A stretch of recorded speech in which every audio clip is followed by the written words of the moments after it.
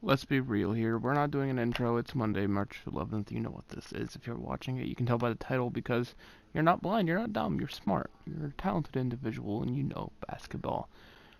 This right here on the screen isn't the best matchup of the night.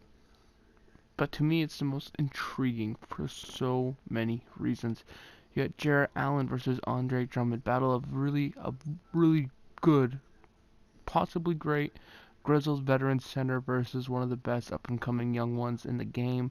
In Jarrett Allen, you got Blake Griffin, D'Angelo Russell, Spencer Dinwiddie's back, Joe Harris, the three-point champion, Wayne Ellington, Reggie Jackson, both equally talented as well.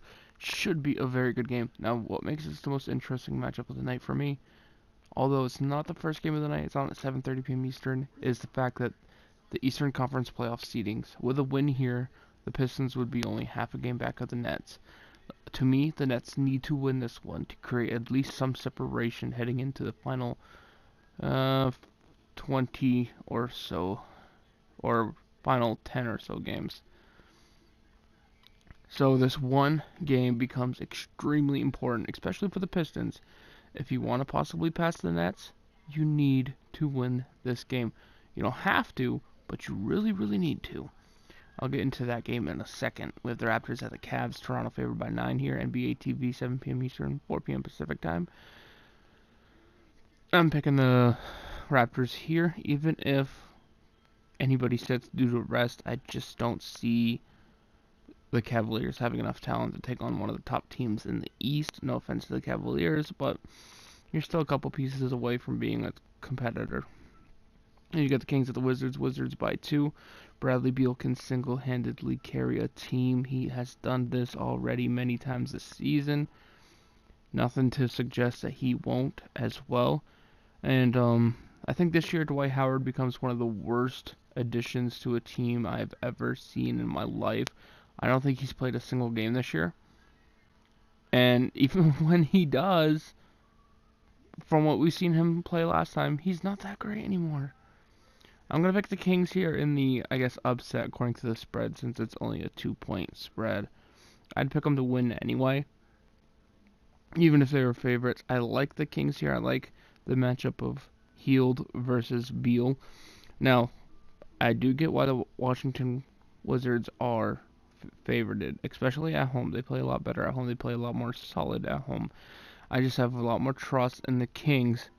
Why? I don't know. Coaching is not necessarily that much superior, but at 33 and 32, pushing for the 8th seed in the West, I think they have just a little bit more to play for, and I think that extra motivation is going to be that difference maker. And then we got the Pistons at the Nets, like I said, Drummond, Allen, Russell, Jackson. This game is going to be good. Brooklyn's favored by 2.5 here. And I'm going to pick the Nets. I can't really pick against my boy Spencer Dinwiddie. I completely read that wrong, by the way. I apologize for the misinformation earlier. With a win here, the Pistons would be a full game and a half ahead of the Nets. If the Nets won here, they would be a full half game ahead of the Pistons. I misread it where the Nets have 3 more games played than the Pistons. So a win here for the Nets is crucially important. Like I said it was for the Pistons.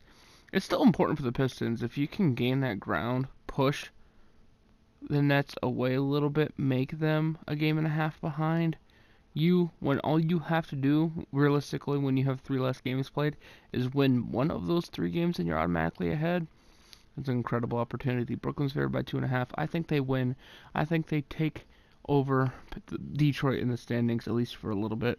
Should be a good game. Should be a fun one to watch. I'm looking for my boy Spencer Dinwiddie.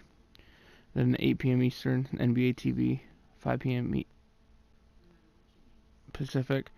Houston's favored by 9 here against the Hornets. I think they win. I think they cover. Shouldn't really be a contest. Thunder, Jazz by 3.5. This one's really tough. It's really tough. I'm gonna go with Gobert at home. The Jazz have been playing solid basketball as of late. It should be really good. I completely can see the Thunder winning. And you got Celtics at the Clippers. NBA TV 10:30 p.m. Eastern, 7:30 p.m. Pacific Time. Boston favored by 2. I think Boston wins and covers and continues its West Coast California win trip.